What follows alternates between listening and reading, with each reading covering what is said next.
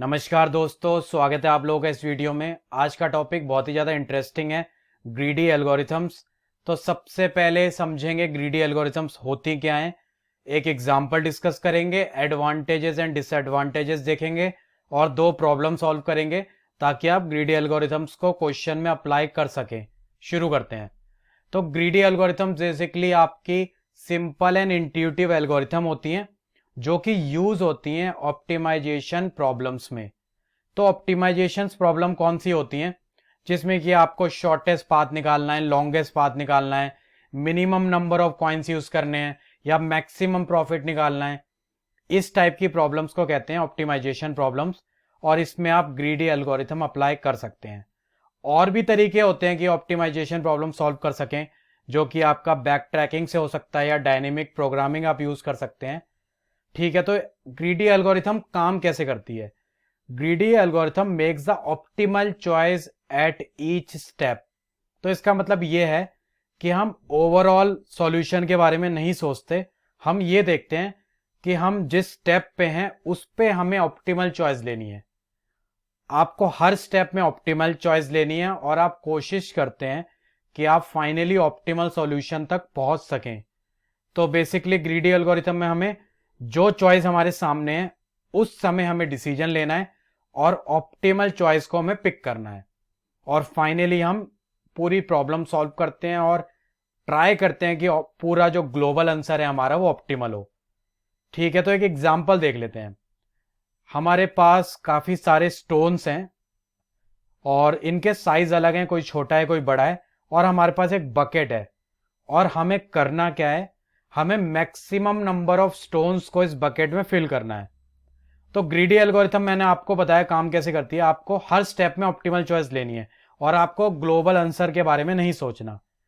तो सबसे पहली चॉइस मेरी ये होगी कि अगर मुझे मैक्सिमम स्टोन से पिक करना है तो मैं सबसे छोटा स्टोन पिक करूं ताकि मैं ज्यादा से ज्यादा स्टोन से अपनी बकेट को फिल कर सकूं। तो हम सबसे छोटा स्टोन को पिक करेंगे और हमने फाइनल आंसर के बारे में नहीं सोचा। सबसे पहला स्टेप था, उसमें हमने ऑप्टिमल डिसीजन ले लिया।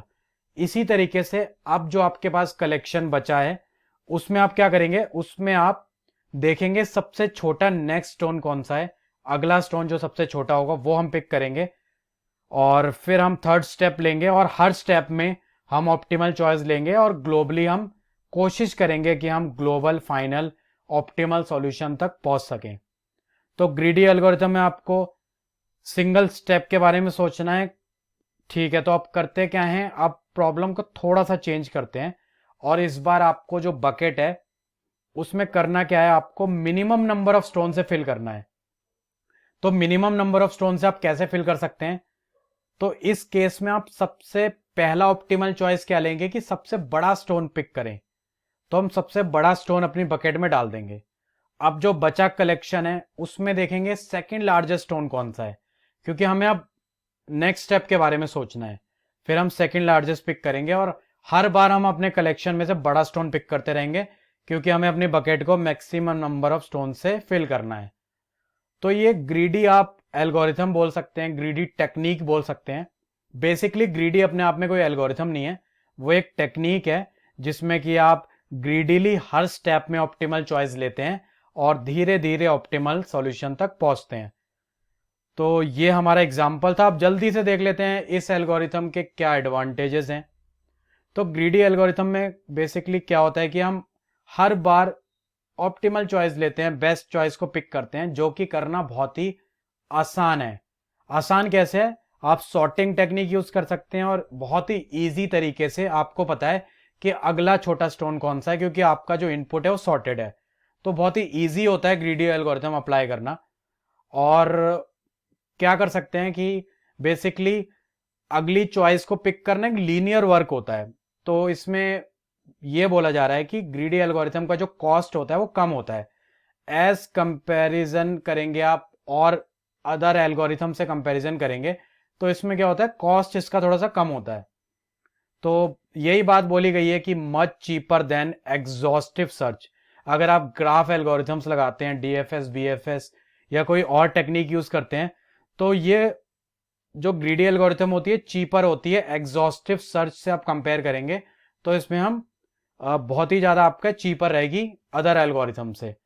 अब देखते हैं इस एल्गोरिथम की डिसएडवांटेजेस क्या हैं। तो बेसिकली इसमें क्या है कि ग्रीडी एल्गोरिथम क्या करता है, कभी कभी आपका ग्लोबली जो फाइनल आंसर होता है चांसेस हैं कि वो सही ना आए, और ये मैं अभी प्रॉब्लम हम सॉल्व करेंगे तो मैं उसमें डिस्कस करके आपको दिखा दूंगा कि ग्रीडी एल्गोरिथम आपके चांसेस हैं कि फेल भी हो सकती है। हर स्टेप में आप ऑप्टिमल चॉइस ले रहे हैं, लेकिन ऐसा भी हो सकता है कि जो आपका ग्लोबल आंसर है वो गलत हो।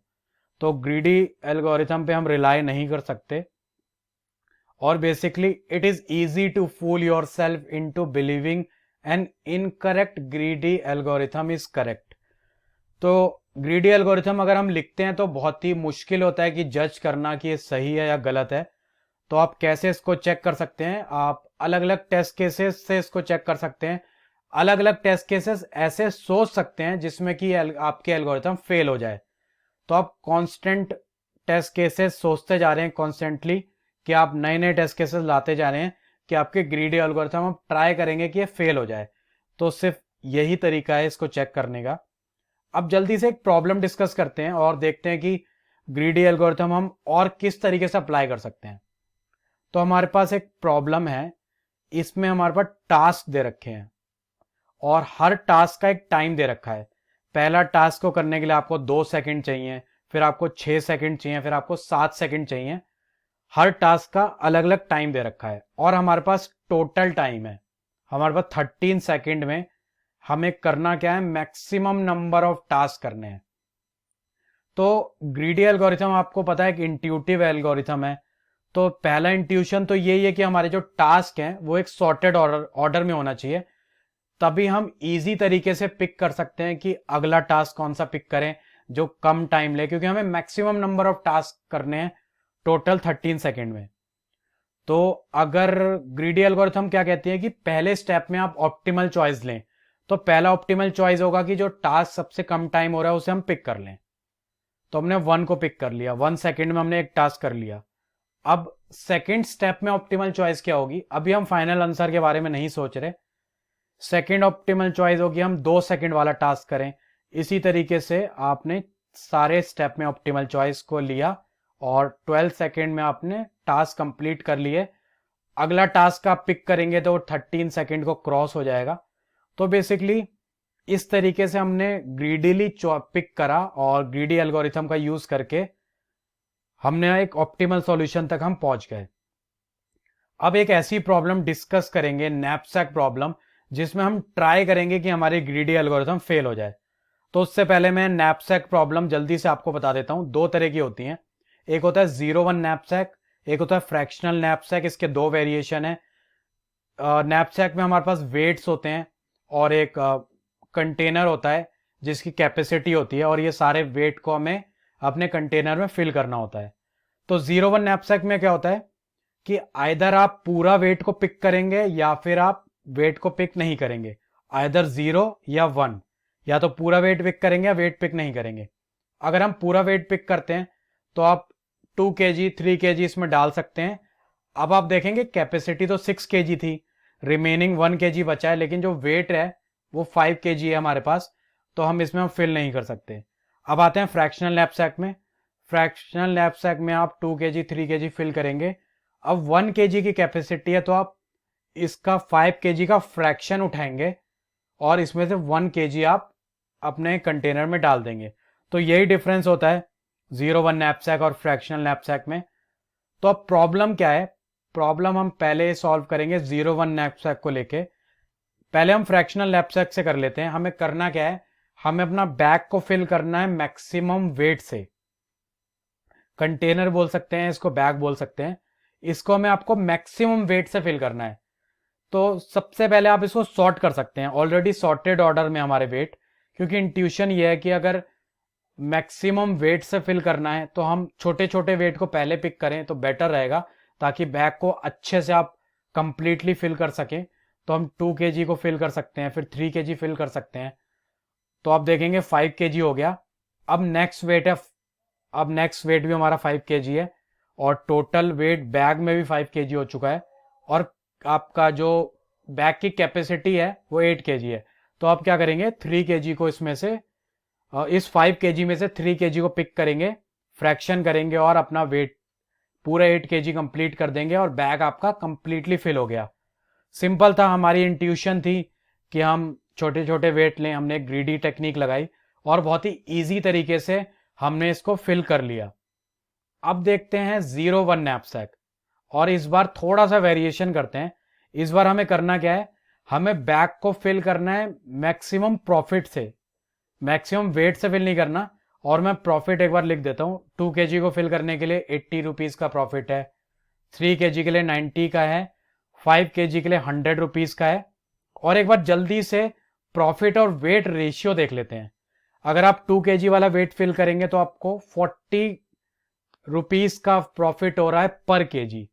3 kg वाले वेट को फिल करेंगे, पर केजी आपको 30 रुपीज का प्रॉफिट हो रहा है। और इसी तरीके से 5 kg में प्रॉफिट वेट रेशियो 20 है तो पर केजी 20 का प्रॉफिट है।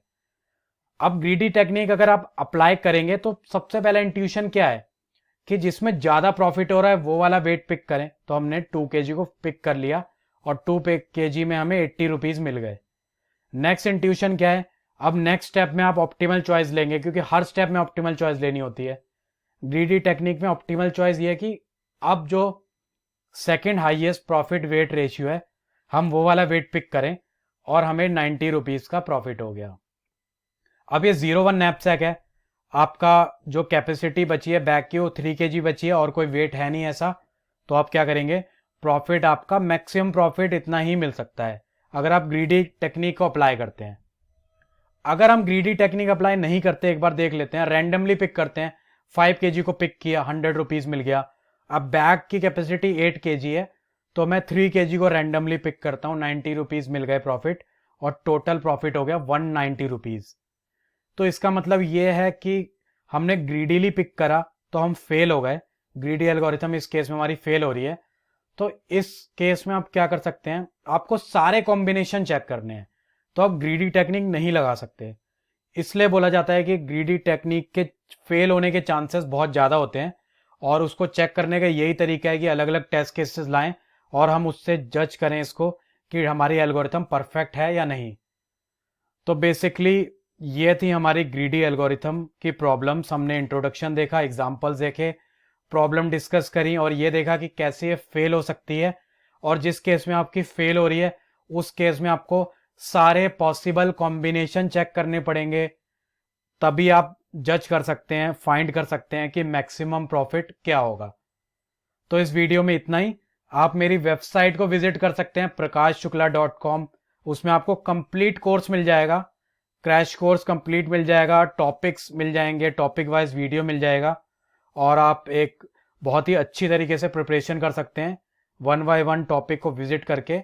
और अभी काफ़ी वीडियोस उसमें कंप्लीट नहीं है, बट धीरे धीरे हर महीने मैं उस कोर्स में वीडियो ऐड कर रहा हूँ, तो आप विजिट कर सकते हैं prakashshukla.com। ये वीडियो देखने के लिए बहुत बहुत धन्यवाद। फिर मिलते हैं नेक्स्ट वीडियो में। Thank you very much.